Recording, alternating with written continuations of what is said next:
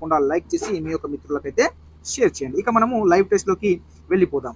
మొదటి ప్రశ్న చూసుకున్నట్లయితే క్రింది వాణిలో సరైనది. ఆప్షన్ 1 ట్రికోగ్రామ జీవితకాలం 7 రోజులు. ఆప్షన్ 2 ట్రికోగ్రామను ఐసిఏఆర్ వారు తయారు చేశారు.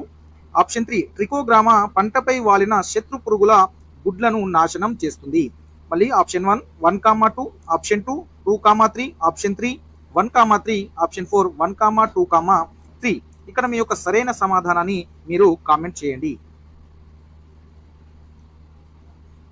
రైట్, ఇక్కడ మనకు సరైన సమాధానం వచ్చేసరికి చూసుకున్నట్లయితే ఆప్షన్ 4 అనేది సరైన సమాధానం అవుతుంది. ఇక్కడ మనకు ట్రికోగ్రామా అనేది 7 రోజులు అంటే వారం రోజులు మాత్రమే అది బతుకుతుంది. అదేవిధంగా ట్రికోగ్రామాను ఐసిఏఆర్ వాళ్ళు అయితే ఫుల్ ఫామ్, కాబట్టి ఇక్కడ మనకు సరైన సమాధానం ఏమవుతుంది, ఆప్షన్ 4 అవుతుంది. ఇవి అన్ని కూడా సరైన స్టేట్మెంట్సే.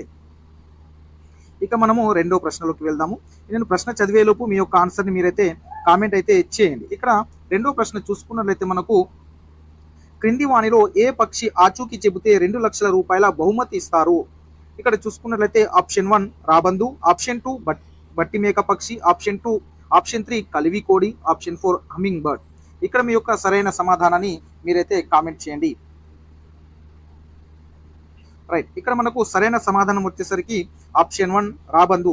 ఈ రాబందులు అనేటివి చాలా తక్కువగా ఉన్నాయి కాబట్టి మన దేశంలో, మన రాష్ట్రంలో, కాబట్టి ఈ యొక్క పక్షి ఆచూకీ చెప్తే మన యొక్క జీవ వైవిధ్య మండలి వారు, ప్రభుత్వం వాళ్ళు 2 లక్షల రూపాయల బహుమతి ఇస్తారని ప్రకటించడం జరిగింది. అయితే ఈ రాబందులు మనకు తెలంగాణ రాష్ట్రంలో ఎక్కడ ఉన్నాయంటే కుమ్రంభీం ఆసిఫాబాద్ జిల్లాలోని పెంచకల్పేట్ మండలంలోని నందిగాం అనే గ్రామంలో ప్రాణహిత ఒడ్డున ఈ యొక్క రాబందులకు సంబంధించి ఒక జత రాబందులు అయితే ఉన్నాయి. అక్కడ ఫారెస్ట్ వాళ్ళు దానికోసం అయితే చాలా కష్టపడుతున్నారు. ఈ రాబందుల కోసము అక్కడ ఒక జత అయితే రాబందులు అయితే మనకు ఆ కుమ్రంభీం, తెలంగాణ రాష్ట్రంలోని కుమ్రంభీం ఆసిఫాబాద్ జిల్లా పెంచకల్పేట మండలం నందిగాం గ్రామంలో అయితే ఈ రాబందులు అయితే ఉన్నాయి. ఇక మనము నెక్స్ట్ ప్రశ్న చూసుకున్నట్లయితే క్రింది వాణిలో రైతు మిత్రుడు కానిది ఏది. క్రింది వాణిలో రైతు మిత్రుడు కానిది ఏది. ఆప్షన్ 1 కందిరీగలు, ఆప్షన్ 2 చీమలు, ఆప్షన్ 3 పాములు, ఆప్షన్ 4 సాలెపురుగులు. మీ యొక్క సమాధానాన్ని కామెంట్ చేయండి.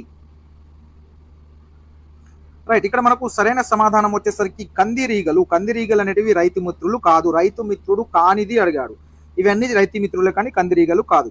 చీమలు రైతులకు సహాయపడతాయి, పాములు ఎలుకలను తిని సహాయపడతాయి, సాలెపురుగులు తన గూడులో తన యొక్క గ్రంథుల ద్వారా అంటే మన యొక్క ఉదర భాగం నుంచి స్రవించి ఆ దారంతో ఇది ఏం చేస్తుందంటే గూడును అల్లుకుంటుంది. ఆ గూడులో చిక్కుకున్నటువంటి పురుగులను ఈ సాలెపురుగు అనేది తింటుంది.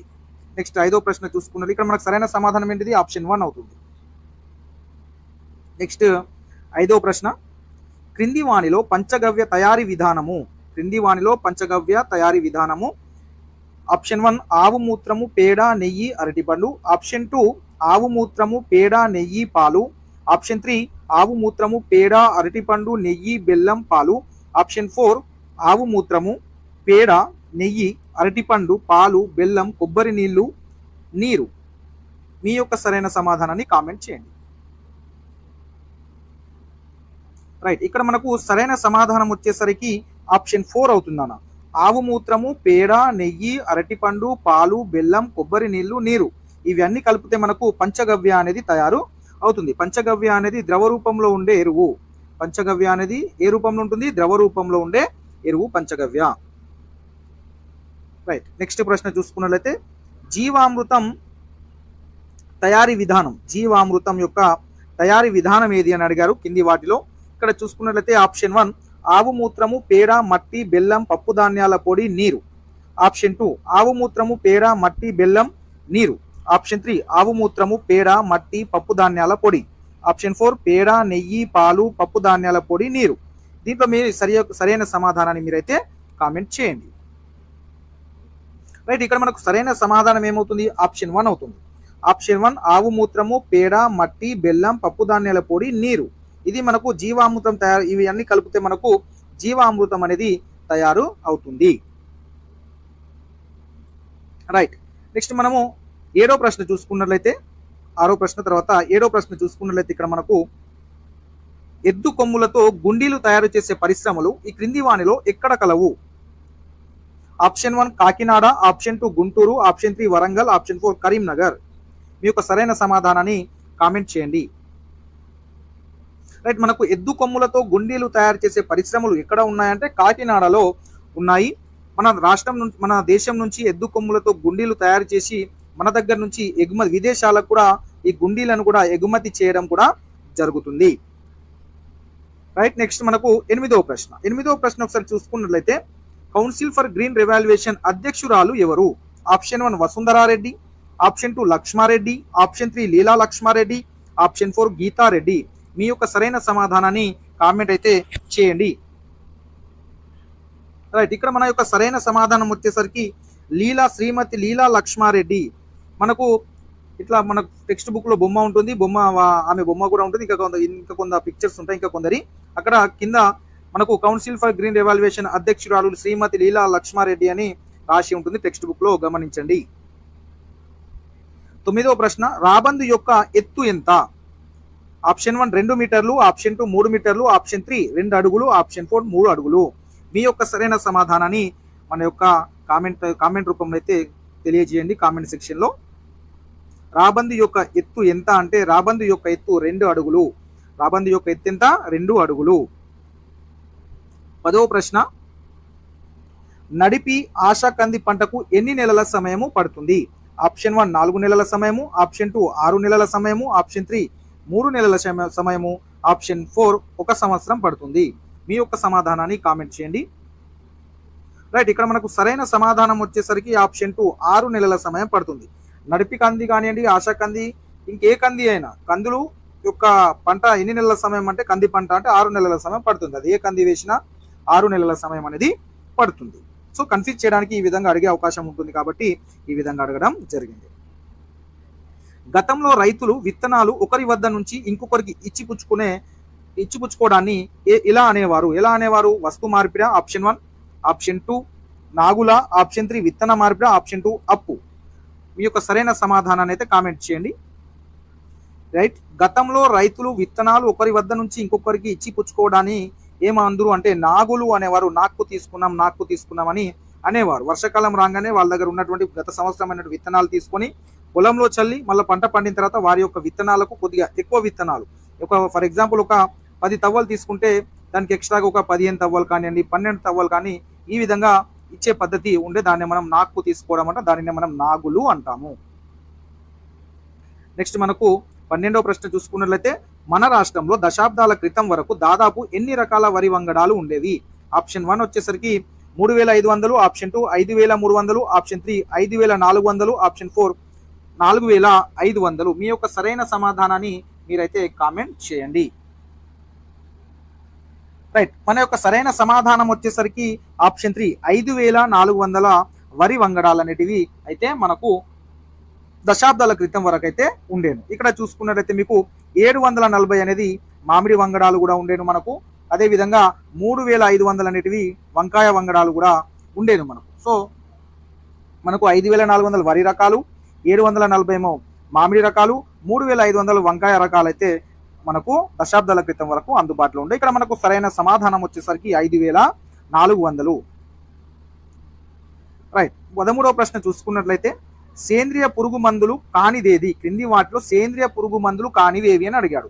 ఆప్షన్ 1 వెల్లుల్లి ద్రావణం, ఆప్షన్ 2 వేప నూనె, ఆప్షన్ 3 మిరప ద్రావణం, ఆప్షన్ 4 DDT. రైట్, మనకి ఇక్కడ సరైన సమాధానం వచ్చేసరికి ఆప్షన్ 4 అవుతుంది, DDT. మిగతావన్నీ సేంద్రియ పురుగు మందులు అయితే మనకు కానిది అడిగాడు కాబట్టి ఆప్షన్ 4 అనేది సరైన సమాధానం అవుతుంది. నెక్స్ట్ మనకు 14వ ప్రశ్న చూసుకున్నట్లయితే మనకు క్రింది వాటిలో వరి పంటకు సంబంధించనిది అంటే వరి పంట కానిది అని అడిగారు. వరి పంటకు సంబంధించనిది అంటే వరి పంటకు సంబంధం లేనిది మనము గుర్తించాలి. ఆప్షన్ 1 హంస, ఆప్షన్ 2 నడిపి, ఆప్షన్ 3 IR20, ఆప్షన్ 4 సాంబా.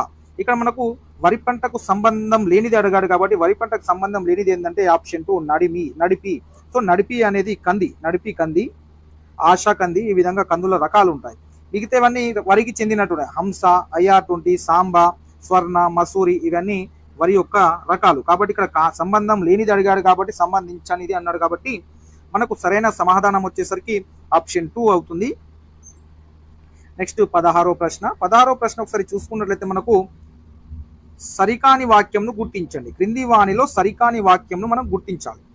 పాములు రైతు మిత్రులు, ఆప్షన్ 2 పాములు పాలు తాగుతాయి, ఆప్షన్ 3 నేడు ప్రతి 20 నిమిషాలకు ఒక జాతి కనుమరుగవుతుంది. ఆప్షన్ 4 ప్రస్తుతం మన దేశంలో పులుల సంఖ్య బాగా తగ్గింది. ఇక్కడ సరికాని వాక్యము అడిగాడు, మనకి ఏమడిగాడు? సరికాని వాక్యం. సరికాని వాక్యం ఏమవుతుంది? పాము పాలు తాగుతుంది అనేది రాంగ్. కాబట్టి స్టేట్మెంట్ మనకు రాంగ్, కాబట్టి ఆప్షన్ 2 అనేది రైట్ ఆన్సర్ అవుతుంది.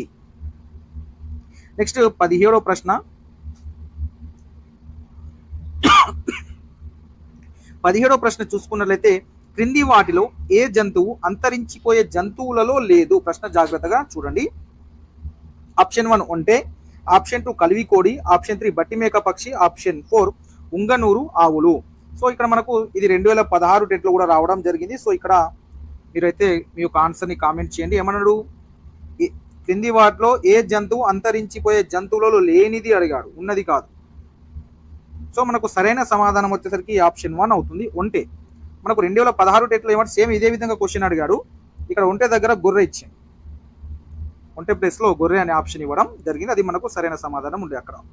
ఇక్కడ చూసుకున్నట్లయితే మనకు కలివికోడి అనేది అంతరించిపోతుంది, బట్టిమేక పక్షి అంతరించిపోతుంది, ఉంగనూరు ఆవులు కూడా అంతరించిపోతున్నాయి. మరి అంతరించిపోయే జంతువులో లేనిది అడిగాడు, లేనిది ఏది అంటే ఒంటె అవుతుంది. కాబట్టి మనం ఎగ్జామ్ రాసేటప్పుడు క్వశ్చన్ అనేది చూడడం చదవడం చాలా జాగ్రత్తగా ఉండాలి. నెక్స్ట్ ప్రశ్న చూసుకున్నట్లయితే ఇక్కడ క్రింది వాటిలో ఆహార పంట కానిది ఏది? ఆహార పంట కానిది ఏది అని అడిగాడు, జాగ్రత్తగా చూడండి. ఆప్షన్ 1 జనుము, ఆప్షన్ 2 వరి, ఆప్షన్ 3 మొక్కజొన్న, ఆప్షన్ 4 జొన్న. ఏమన్నాడు? ఆహార పంట కానిది ఏది? మీరైతే మీ యొక్క ఆన్సర్ని కామెంట్ చేయండి. రైట్, మనకు సరైన సమాధానం వచ్చేసరికి ఆప్షన్ 1 జనుము. జనుము అనేది ఆహార పంట కాదు, వాణిజ్య పంట అనేది అవుతుంది. మిగతావన్నీ ఆహార పంటలు అవుతాయి. 19వ ప్రశ్న. 19వ ప్రశ్న చూసుకున్నట్లయితే క్రింది వానిలో వాణిజ్య పంట కానిది ఏది? వాణిజ్య పంట కానిది అడిగాడు, వాణిజ్య పంట కానిది. ఆప్షన్ 1 మిర్చి, ఆప్షన్ 2 పత్తి, ఆప్షన్ 3 పసుపు, ఆప్షన్ 4 నూనె ధాన్యాలు. వాణిజ్య పంట కానిది మిర్చి అనేది వాణిజ్య పంట అవుతుంది. అదేవిధంగా పత్తి కూడా వాణిజ్య పంట, పసుపు కూడా వాణిజ్య పంట. సో నూనె ధాన్యాలు అనేటివి ఆహార పంటలు అవుతాయి. కాబట్టి ఈ నూనె ధాన్యాలు అనేటివి ఆహార పంట, వాణిజ్య పంట కానిది అడిగాడు కాడే ఆప్షన్ 4 అనేది మనకు సరైన సమాధానం అవుతుంది. నెక్స్ట్ 20వ ప్రశ్న చూసుకున్నట్లయితే క్రింది వానిలో చిరుధాన్యం కానిదేది? క్రింది వానిలో చిరుధాన్యం కానిది. ఆప్షన్ 1 రాగులు, ఆప్షన్ 2 వడ్లు, ఆప్షన్ 3 శనగలు, ఆప్షన్ 4 కొర్రలు. మీ యొక్క సమాధానాన్ని కామెంట్ చేయండి. రైట్, మనకి ఇక్కడ సరైన సమాధానం వచ్చేసరికి ఆప్షన్ 3 అయితే శనగలు. రాగులు అనేటివి చిరుధాన్యాలే, వడ్లు కూడా చిరుధాన్యాలే, కొర్రలు కూడా చిరుధాన్యాలే. సో శనగలు అనేటివి మనకు చిరుధాన్యము కాదు, పప్పు ధాన్యాల కింద కూడా అవుతుంది, పప్పు ధాన్యాలు కూడా అవుతుంది శనగలు అనేటివి. కాబట్టి చిరుధాన్యం కానిది అడిగాడు కాబట్టి మనకు ఆప్షన్ 3 అనేది సరైన సమాధానం అవుతుంది.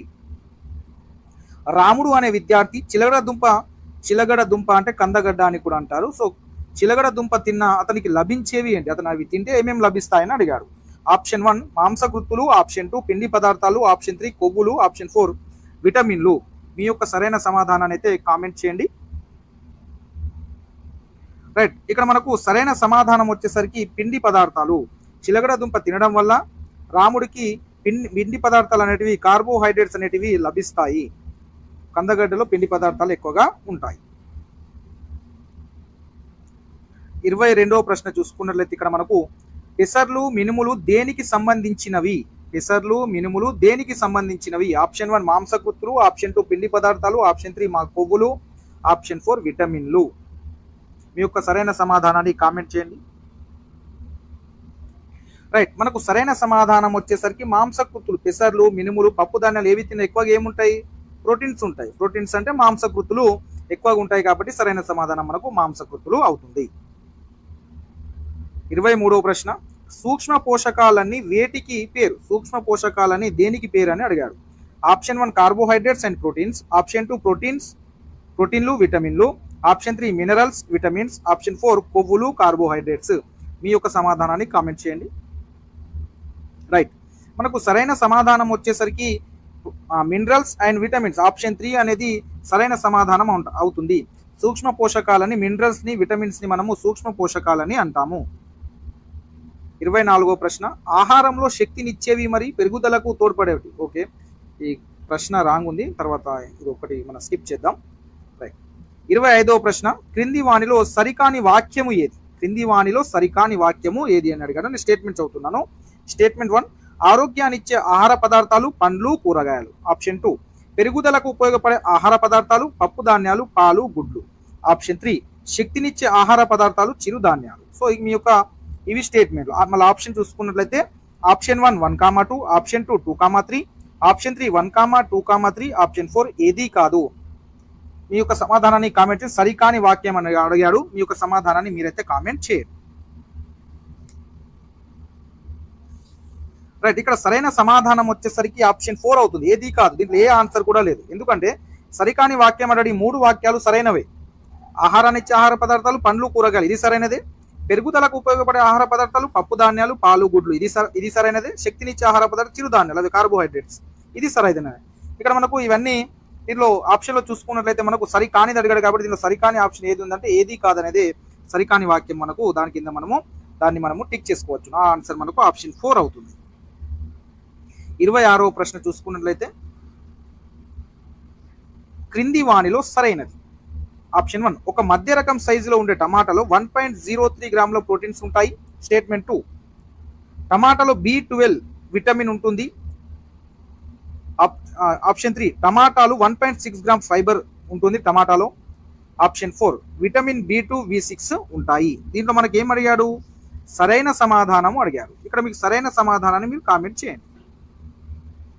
ఇక్కడ వచ్చేసరికి చూడండి, మనకు స్టేట్మెంట్ 1 ఫస్ట్ ఆప్షన్ ఏముంది? మధ్య రకం టమాటా సైజులో ఉండే ప్రోటీన్స్ ఎన్ని ఉంటాయి? 1.08 గ్రాముల ప్రోటీన్స్ ఉంటాయి, కాబట్టి ఇది రాంగ్.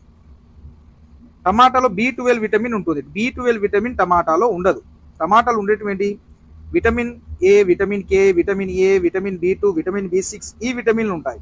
ఈ విటమిన్లు ఉంటాయి అంటే ఇది కూడా రాంగే మనకు. ఆప్షన్ 3, టమాటాలలో 1.6 గ్రాముల ఫైబర్ ఉంటుంది. టమాటాలో 1.5 గ్రాముల ఫైబర్ ఉంటుంది. 1.6 కాదు, 1.5. సో ఇది కూడా రాంగ్. సరైనది అడిగాడు మనకు. Option 4, vitamin B2, vitamin B6 తో పాటు vitamin C, vitamin K, vitamin E, ఈ అన్ని రకాల విటమిన్స్, పొటాషియం కూడా ఉంటుంది. అదేవిధంగా టమాటా తింటే మనకు 22 క్యాలరీల శక్తి కూడా వస్తుంది. ఇది మనకు సరైన సమాధానం వచ్చేసరికి ఆప్షన్ 4 అనేది సరైన సమాధానం అవుతుంది. సరైన వాక్యం కూడా అదే మనకు ఆప్షన్ 4 అవుతుంది. సో మిగతావన్నీ రాంగ్ స్టేట్మెంట్లు ఉన్నాయి, జాగ్రత్తగా గమనించండి. చికిత్స చేసే వైద్యుడిని ఏమంటారు? Option 1, gastroenterologist. Option 2, dermatologist. Option 3, cardiologist. Option 4, orthopedician. మీ యొక్క సమాధానాన్ని కామెంట్ చేయండి. రైట్, మనకు సరైన సమాధానం వచ్చేసరికి గ్యాస్ట్రో ఎంటరాలజిస్ట్ని అని అతను మన జీర్ణ వ్యవస్థకు సంబంధించిన చికిత్స చేసే వ్యక్తి ఎవరంటే గ్యాస్ట్రో ఎంటరాలజిస్ట్. ఇక డెర్మటాలజిస్ట్ అంటే స్కిన్ డాక్టరు, కార్డియాలజిస్ట్ అంటే గుండె డాక్టరు, ఆర్థోపెడిషియన్ అంటే బొక్కల డాక్టర్, అంటే మన ఎముకల డాక్టర్ని మనము ఆర్థోపెడిషియన్ అంటాం. నెక్స్ట్ 29వ ప్రశ్న, మూత్రపిండాలకు సంబంధించి శస్త్రచికిత్స చేసే డాక్టర్ని ఏమంటారు? మూత్రపిండాలు అంటే కిడ్నీలు. కిడ్నీలకు సంబంధించి శస్త్రచికిత్స చేసే డాక్టర్ని ఏమంటారు? Option 1, nephrologist. Option 2, urologist. Option 3, pulmonologist. Option 4, neurologist. ఇక్కడ మీ యొక్క సరైన సమాధానాన్ని కామెంట్ చేయండి. రైట్, ఇక్కడ సరైన సమాధానం వచ్చేసరికి యూరాలజిస్ట్ అవుతుంది. ఎందుకు అంటే మూత్రపిండాలకు సంబంధించిన శస్త్రచికిత్స అంటే సర్జరీలు. కిడ్నీలకు సంబంధించి సర్జరీ చేసే డాక్టర్ని ఏమో మనము యూరాలజిస్ట్ అంటాం. కిడ్నీలకు సంబంధించిన మూత్రపిండాలకు సంబంధించిన చికిత్సలు అంటే మూత్రపిండాలు ఏమైనా ప్రాబ్లమ్స్ వచ్చినప్పుడు టాబ్లెట్స్ కానివ్వండి, ట్రీట్మెంట్ కానివ్వండి ఇచ్చే డాక్టర్ని ఏమో మనము నెఫ్రాలజిస్ట్ అంటాం. సర్జరీ చేసే డాక్టర్నేమో యూరాలజిస్ట్ అంటాం. కిడ్నీలకు సంబంధించి సర్జరీ చేస్తే యూరాలజిస్ట్, సర్జరీ కాకుండా ట్రీట్మెంట్ ఇవ్వడం కానివ్వండి మూత్రపిండాలకు సంబంధించి దాని ట్రీట్మెంట్ ఇచ్చే డాక్టర్నేమో నెఫ్రాలజిస్ట్ అంటాం. సర్జరీ చేసే డాక్టర్ ఏమో యూరాలజిస్ట్ అంటాం. గుర్తుపెట్టుకోండి, ఇక్కడ మనకు సరైన సమాధానం శస్త్రచికిత్స అంటే సర్జరీ కాబట్టి సరైన సమాధానం యూరాలజిస్ట్ అవుతుంది. అదేవిధంగా మన ఊపిరితిత్తులకు సంబంధించి పల్మనాలజిస్ట్, న్యూరాలజిస్ట్ అంటే మెదడు నాడులకు సంబంధించినటువంటి డాక్టర్ని మనము న్యూరాలజిస్ట్ అంటాం. నెక్స్ట్ మనకు 30వ ప్రశ్న చూసుకున్నట్లయితే క్రింది వాణిలో సరి అయినది. మన దేశం మొత్తం భూభాగంలో ఆప్షన్ 1 స్టేట్మెంట్ 1, మన దేశం మొత్తం భూభాగంలో అడవులు 6,92,027 చదరపు కిలోమీటర్లలో ఉన్నాయి. అంటే శాతంలో వచ్చేసరికి 21.05. ఆప్షన్ 2 స్టేట్మెంట్ 2, మధ్యప్రదేశ్ రాష్ట్రం 77,000 చదరపు కిలోమీటర్ల అటవీ విస్తీర్ణంతో మొదటి స్థానంలో ఉంది. ఆప్షన్ 3, మన రాష్ట్రం మొత్తం భూభాగంలో అడవులు 46,389 అంటే 16.89% చదరపు కిలోమీటర్లు అయితే ఉన్నాయి. ఆప్షన్ 4 తెలంగాణ రాష్ట్రంలో అటవీ విస్తీర్ణంలో జయశంకర్ జిల్లా మొదటి స్థానంలో ఉంది. ఇవి స్టేట్మెంట్. ఇక ఆప్షన్లు చూసుకున్నట్లయితే ఆప్షన్ 1 1,2, ఆప్షన్ 2 అనేది 2,3, ఆప్షన్ 3 అనేది 1,2,3, ఆప్షన్ 4 1,2,3,4. మీ యొక్క సరైన సమాధానాన్ని కామెంట్ చేయండి. రైట్, ఇక్కడ మనకు సరైన సమాధానం వచ్చేసరికి ఆప్షన్ 4 అవుతుంది. 1,2,3,4 అన్ని సరైనవే. ఇక్కడ ఉన్నటువంటి అన్ని స్టేట్మెంట్లు సరైనవే. చూసుకోండి, మనకు మన దేశ మొత్తం భూభాగంలో అడవులు 6,92,027 చదరపు కిలోమీటర్లు విస్తరించి ఉన్నాయి. శాతంలో అయితే 21.05%. మధ్యప్రదేశ్ అనేది 77,000 చదరపు కిలోమీటర్ల విస్తీర్ణంతో మొదటి స్థానంలో ఉంది దేశంలో. మూడో చూడండి, మన రాష్ట్రం మొత్తం భూభాగంలో అడవులు 46,389 అంటే 16.89% చూసుకున్నట్లయితే శాతంలో ఇంత ఉంది. కాబట్టి మన రాష్ట్రంలో అడవుల యొక్క ఎన్ని చదరపు కిలోమీటర్లు అంటే 46,389. ఇది సరైనది. ఆప్షన్ 4 చూడండి, తెలంగాణ రాష్ట్రంలో అటవీ విస్తీర్ణంలో జయశంకర్ జిల్లా అనేది మొదటి స్థానంలో ఉంది. ఇది కూడా సరైనది. కాబట్టి అన్ని స్టేట్మెంట్లు సరైనవే. కాబట్టి మనకి ఇక్కడ ఆప్షన్ 4 అనేది కరెక్ట్ అవుతుంది. కాబట్టి మనకు ఆప్షన్ 4 అనేది రైట్ ఆన్సర్ అవుతుంది. సో ఇక్కడ మీకు ఈ క్రింది వాణిలో సరైనది స్టేట్మెంట్ 1. నేను స్టేట్మెంట్లో ఆప్షన్లు చదివేలోపు మీ యొక్క ఆన్సర్ని మీరు కామెంట్ చేయండి.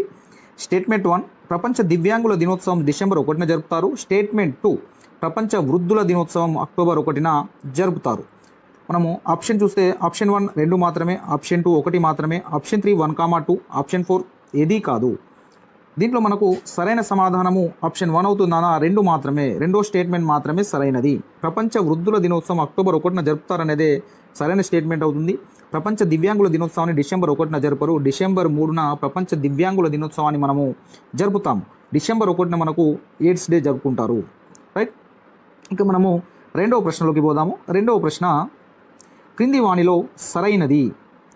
స్టేట్మెంట్ 1 కంటి చూపు సరిగా లేని వారు విషయాలను స్పర్శ ద్వారా గ్రహిస్తారు. స్టేట్మెంట్ 2 కంటి చూపు సరిగా ఉన్నవారు స్పర్శ ద్వారా మాత్రమే విషయాలను గ్రహిస్తారు. స్టేట్మెంట్ 3 కంటి చూపు సరిగా లేని వారు విషయాలను సైగల ద్వారా గ్రహిస్తారు. ఆప్షన్ 1 1,2, ఆప్షన్ 2 1,3, ఆప్షన్ 3 1 మాత్రమే, ఆప్షన్ 4 3 మాత్రమే. దీంట్లో మనకు సరైన సమాధానము ఆప్షన్ 3 అవుతుందన్న. Option 3 is the right answer అవుతుంది. ఎందుకంటే స్టేట్మెంట్ 1 మాత్రమే సరైనది. కంటి చూపు సరిగా లేని వారు విషయాలను స్పర్శ ద్వారా గ్రహిస్తారు. కానీ కంటి చూపు ఉన్నవారు విషయాలను స్పర్శ ద్వారా మాత్రమే గ్రహించరు, చూసి కూడా గ్రహిస్తారు. కాబట్టి స్టేట్మెంట్ 2 రాంగ్. స్టేట్మెంట్ 3 చూడండి, కంటి చూపు సరిగా లేని వారు విషయాలను సైగల ద్వారా గ్రహిస్తారు. సైగలు ఎట్లా చేస్తారండి కంటి చూపు లేనివారు? సో ఇది కూడా రాంగ్. కంటి చూపు సరిగా లేని వారు విషయాలను వాళ్ళ దగ్గర ఉన్న చూపుడు కర్ర ద్వారా విషయాలను గ్రహిస్తారు. ఒకటి.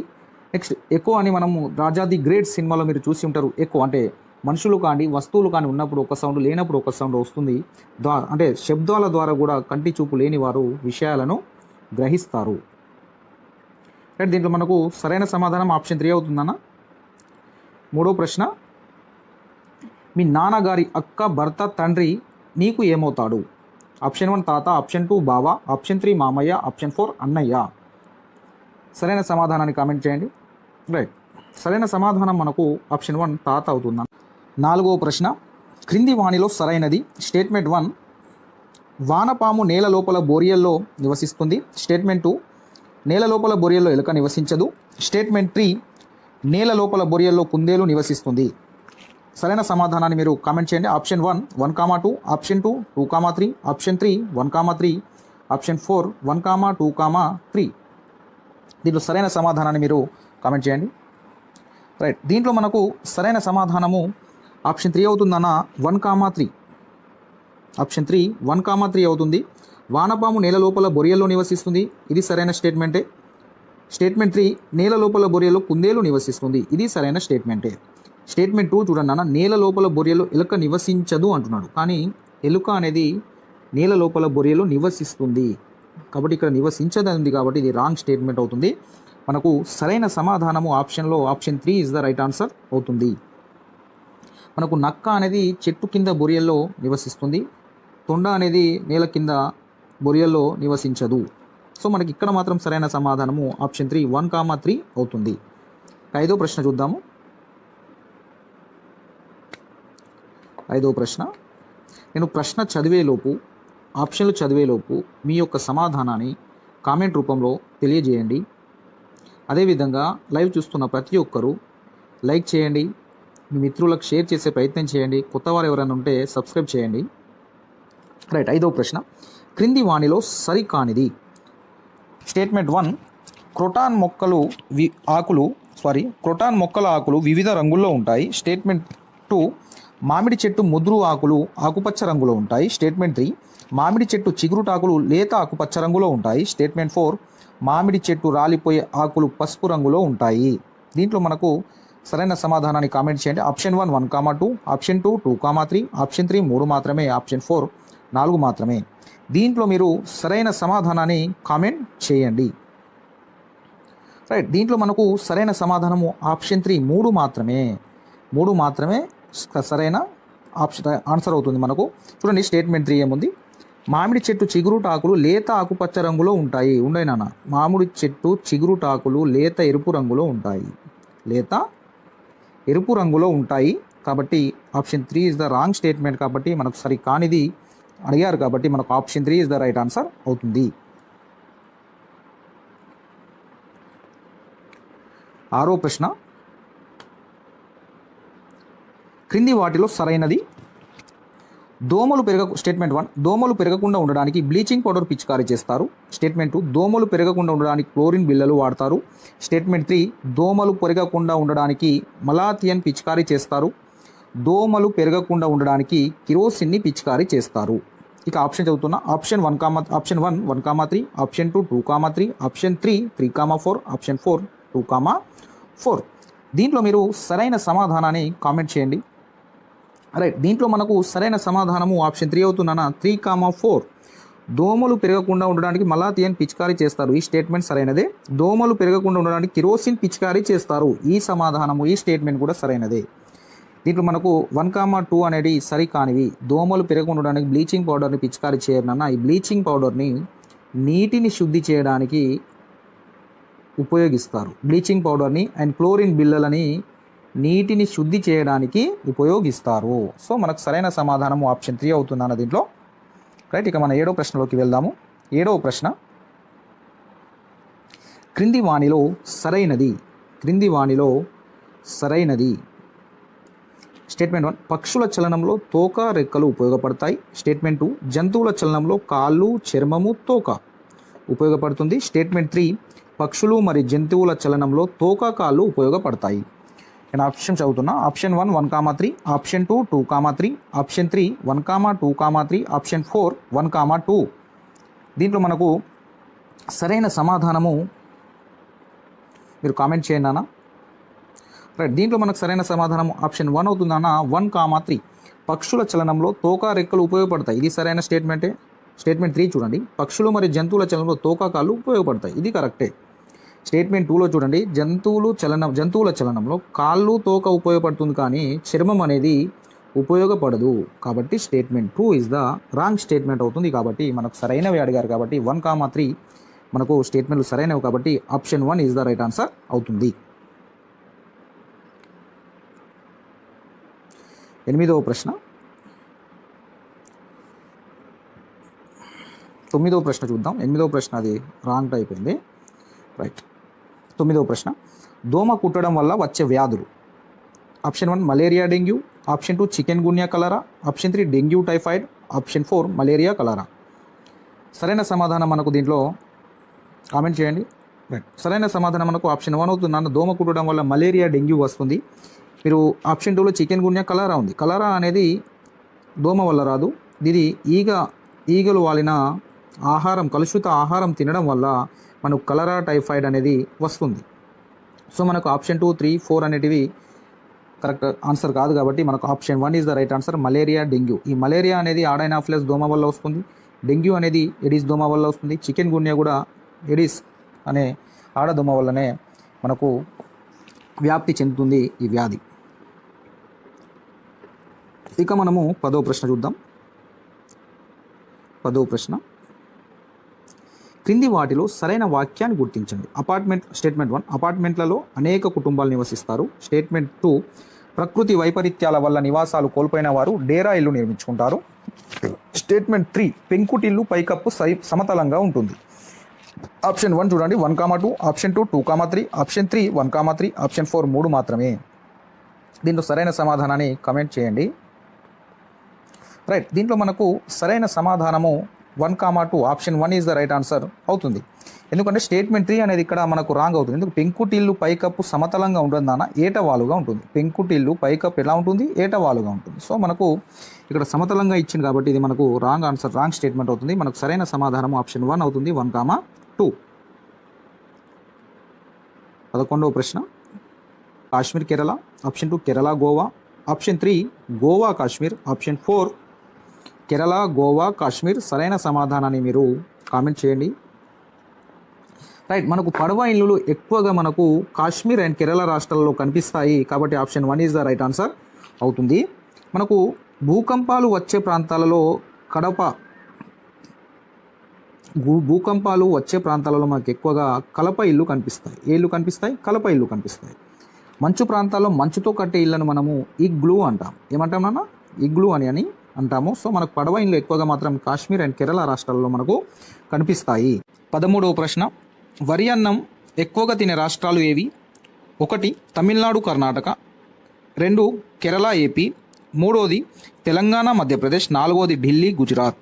నేను ఆప్షన్ చదువుతున్నా. Option 1, 1, 2, option 2, 2, 3, option 4, 3, 4, option 4, 1, 2, 3.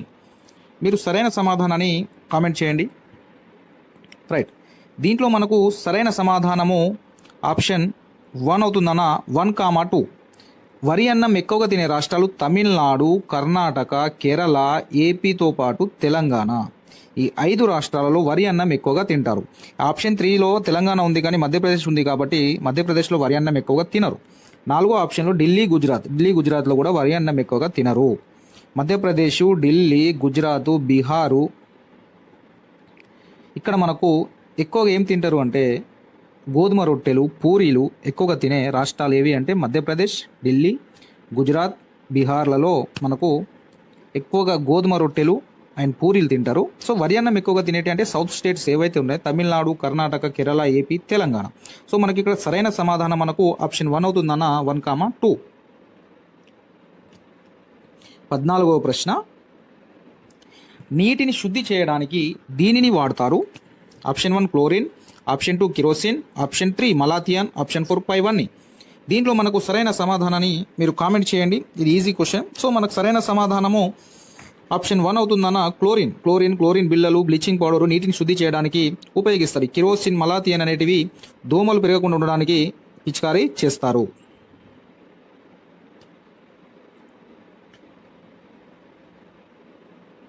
15వ ప్రశ్న, కుండను తయారు చేసే దశల వరుస క్రమము.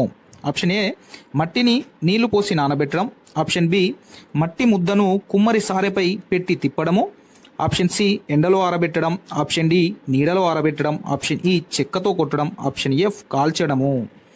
మీరు సరైన సమాధానాన్ని కామెంట్ చేయండి. రైట్, సరైన సమాధానం చెప్తున్నా. ఫస్ట్ మనం మట్టిని తీసుకొచ్చిన తర్వాత మట్టిలో నీళ్లు పోసి నానబెట్టి తొక్కుతాం నాన్న. ఇది మొదటి దశ. తొక్కిన తర్వాత మెత్తగా అయినటువంటి మట్టిని మనము ఆ మట్టి ముద్దను కుమ్మెర సారెపై పెట్టి తిప్పుతాము. తిప్పిన తర్వాత దాని మీద కరెక్ట్ ఆకారం రావడం కోసం, కుండ యొక్క కరెక్ట్ ఆకారం రావడం కోసం మనం చెక్కతో కొడతాం నాన్న. దేంతో కొడతాం? చెక్కతో కొడతాం. ఏబిఈ. తర్వాత కొట్టిన తర్వాత కుండ తయారైన తర్వాత దానిని నీడలో ఆరబెడతాం. ఎక్కడ ఆరబెడతాం నాన్న? నీడలో ఆరబెడతాం. నీడలో ఆరబెట్టిన తర్వాత ఎక్కడ ఆరబెడతాం? మళ్ళీ ఎండలో ఆరబెడతాం. ఎండలో ఆరబెట్టిన తర్వాత దానిని మనం అవంలో వేసి కాలుస్తాము. ఇది లాస్ట్. సో మనకు ఏబిఈ డిసిఎఫ్ ఆప్షన్ ఎక్కడ ఉంది? ఆప్షన్ 1లో ఉంది. సో మనకు option 1 is the right answer అవుతుంది. రైట్ అన్న. ఇక నెక్స్ట్ మనము 16వ ప్రశ్నలోకి వెళ్దాము. 16వ ప్రశ్న, గ్రామ పంచాయతీ విధులు. ఆప్షన్ 1 వీధి దీపాలు పెట్టడం, ఆప్షన్ 2 గ్రామాల్లో కాలువలు శుభ్రం చేయడం, ఆప్షన్ 3 మంచినీటి సరఫరా, ఆప్షన్ 4 పైవన్నీ. సరైన సమాధానాన్ని కామెంట్ చేయండి. రైట్, దీంట్లో మనకు సరైన సమాధానము ఆప్షన్ 4 పైవన్నీ. ఇవన్నీ కూడా గ్రామ పంచాయతీ విధులు. 17వ ప్రశ్న, ఆరోగ్య కార్యకర్త యొక్క విధి కానిది. స్టేట్మెంట్ 1 పెద్ద పెద్ద రోగాలకు మందులు ఇవ్వడం, స్టేట్మెంట్ 2 పల్సు పోలియో చుక్కలు వేయడం, స్టేట్మెంట్ 3 ప్రజలకు ఆరోగ్య విషయాలు చెప్పడము. ఆప్షన్ 1 1,2, ఆప్షన్ 3 2, ఆప్షన్ 2 2,3, ఆప్షన్ 3 1 మాత్రమే, ఆప్షన్ 4 2 మాత్రమే. దీనిలో సరైన సమాధానాన్ని మీరు కామెంట్ చేయండి. రైట్, దీంట్లో మనకు సరైన సమాధానము ఆప్షన్ 3 1 మాత్రమే. ఎందుకంటే పెద్ద పెద్ద రోగాలకు మందులు ఇవ్వడం అనేది ఆరోగ్య కార్యకర్తగా విధి కాదు. పల్సు పోలియో వేయడం, ప్రజలకు ఆరోగ్య విషయాలు చెప్పడం అనేది మాత్రమే ఆరోగ్య కార్యకర్త యొక్క విధి అవుతుంది. సో మనకు కానిది అడిగారు కాబట్టి ఆప్షన్ 3 మనకు సరైన సమాధానము అవుతుంది. 18వ ప్రశ్న, మొట్టమొదటిసారిగా ప్రపంచానికి చదరంగంను పరిచయం చేసిన దేశం ఏది? Option 1 India, option 2 China, option 3 Taiwan, option 4 Sri Lanka. దీంట్లో మనకు సరైన సమాధానము ఏమవుతుందంటే ఆప్షన్ 1 ఇండియా అవుతుందన్న. భారతదేశం అనేది మొట్టమొదటిసారిగా చెస్ను మనం పరిచయం చేసాం ప్రపంచానికి. చెస్లో మొత్తము 64 గల్లు ఉంటాయినన్న, 32 ఏమో బ్లాక్, 32 ఏమో వైట్. రైట్, ఇక మనము 19వ ప్రశ్నలోకి వెళ్దాం. 19వ ప్రశ్న, క్రింది వాణిలో ప్రత్యేక అవసరాలు గలవారు ఎవరు? 1 వృద్ధులు, 2 కళ్ళు లేనివారు, 3 ప్రమాదంలో అవయవాలు కోల్పోయిన వారు, 4 మూగవారు. Option 1 1,2,3, option 2 2,3,4, option 3 1,2,3,4, option 4 3,4. దీంట్లో మనకు సరైన సమాధానము ఆప్షన్ 3 అవుతుందన్న. 1,2,3,4 వీళ్ళందరూ కూడా ప్రత్యేక అవసరాలు గలవారే. వృద్ధులు, కళ్ళు లేనివారు, ప్రమాదంలో అవయవాలు కోల్పోయిన వారు, మూగవారు, వీళ్ళందరూ కూడా ప్రత్యేక అవసరాలు గలవారు అవుతారు. 20వ ప్రశ్న, నీటి ఎద్దడి అనగా? ఆప్షన్ 1 నీరు చాలినంతగా దొరకడం, ఆప్షన్ 2 నీరు చాలినంతగా దొరకకపోవడం, ఇది మీరు అనే టైప్ వచ్చింది, నీరు అన్నది. ఆప్షన్ 3 ప్రభుత్వం ట్యాంకర్ల ద్వారా నీటిని సరఫరా చేయడం, ఆప్షన్ 4 నీటిని నల్లాల ద్వారా ఇంటింటికి సరఫరా చేయడము. దీంట్లో మనకు సరైన సమాధానం ఏమవుతుందన్న? ఆప్షన్ 2 అవుతుంది, నీరు చాలినంతగా దొరకకపోవడము. రైట్, 21వ ప్రశ్న, బంకమట్టితో పాటు కుండలు తయారు చేయడానికి వీటిని ఉపయోగిస్తారు. ఆప్షన్ 1 సలప, ఆప్షన్ 2 కుమ్మరి సారే, ఆప్షన్ 3 అవము, ఆప్షన్ 4 పైవన్నీ. సో బంకమట్టితో పాటు కుండలు తయారు చేయాలంటే సలప కావాలి, కుమ్మరి సారే కావాలి, అవం కావాలి. సో ఇవన్నీ కావాలి కాబట్టి పైవన్నీ అనేది మనకు సరైన సమాధానము అవుతుంది.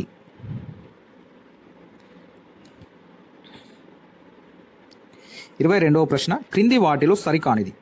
ఆప్షన్ 1 మట్టి పాత్రలు చాలా శ్రేష్టమైనవి, ఆప్షన్ 2 వీటి ఖరీదు చాలా ఎక్కువ, ఆప్షన్ 3 మన పూర్వీకులు మట్టి పాత్రలను వాడేవారు, ఆప్షన్ 4 మట్టి పాత్రలలో ధాన్యాన్ని కూడా నిల్వ చేస్తారు. దీంట్లో మనకు కింది వాటిలో సరికానిది అడిగారు. దీంట్లో మనకు సరైన సమాధానము ఆప్షన్ 2 అవుతుందా? వీటి ఖరీదు చాలా ఎక్కువ, వీటి ఖరీదు తక్కువగా ఉంటుంది. సో మనకు సరికానిది అడిగారు కాబట్టి మనకు సరైన సమాధానము ఆప్షన్ 2 అవుతుంది. 23వ ప్రశ్న, రాణిని శుభ్రమైన ఇల్లు, ఇక్కడ సుబ్రహ్మణ్యాన్ని పడిందన్న. రాణిని శుభ్రమైన ఇల్లు అందమైన ఇల్లు ఎందువల్ల అని అడిగినప్పుడు రాణి టక్కున సమాధానం చెప్పింది. రాణి పొందిన సామర్థ్యం ఏది? రాణిని శుభ్రమైన ఇల్లు అందమైన ఇల్లు ఎందువల్ల అని అడిగినప్పుడు టక్కున సమాధానం చెప్పింది. రాణి పొందిన సామర్థ్యం ఏది? దీంట్లో మనకు సరైన సమాధానము మనకు ఆప్షన్ 1 అవుతుందన్న, విషయ అవగాహన. Option 1 is the right answer అవుతుంది. ఇక మనము 24వ ప్రశ్నలోకి పోదాం. 24వ ప్రశ్న, 3వ తరగతి పరిసరాల విజ్ఞానంలో విద్యా ప్రమాణాల సంఖ్య. ఇది ఆల్రెడీ మీకు తెలిసిందే, అందరూ ఆన్సర్ చేయండి అన్న. మనకు దీంట్లో సరైన సమాధానము ఆప్షన్ 3. మనకు 3వ తరగతి పరిసరాల విజ్ఞానంలో విద్యా ప్రమాణాలు 6 ఉంటాయినన్న. మీకు ఆల్రెడీ నిన్న క్విక్ రివిజన్లో నేను మీకు చెప్పాను ఇది. 25వ ప్రశ్న, ఇక్కడ గుంత కథన్ ఇంకుడు గుంత. 25వ ప్రశ్న చూడండి అన్న, ఇంకుడు గుంత విషయంలో సరైనది. ఆప్షన్ 1 వర్షాకాలంలో వర్షపు నీటిని దీనికి మళ్లిస్తారు, ఆప్షన్ 2 భూగర్భ జలాలు పెరుగుతాయి, ఆప్షన్ 3 భూమిలో నీటి నిల్వలు పెరుగుతాయి, ఆప్షన్ 4 పైవన్నీ. దీంట్లో మనకు సరైన సమాధానం ఏమవుతుందంటే ఆప్షన్ 4 అవుతుంది, పైవన్నీ. ఇవన్నీ సరైనవే. 26వ ప్రశ్న,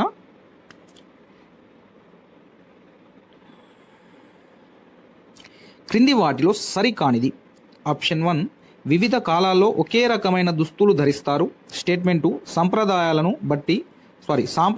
బట్టి వివిధ సందర్భాల్లో ప్రత్యేక దుస్తులను ధరిస్తారు.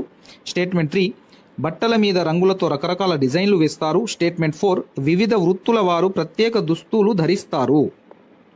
సరైన సమాధానాన్ని కామెంట్ చేయండి. సరి కానిది అడిగారు దీంట్లో మనకు. రైట్, మనకు దీంట్లో సరైన సమాధానము ఆప్షన్ 1 అవుతుందన్న. వివిధ కాలాల్లో ఒకే రకమైన దుస్తులు ధరిస్తారు అని ఉంది, కానీ ఒకే రకమైన దుస్తులు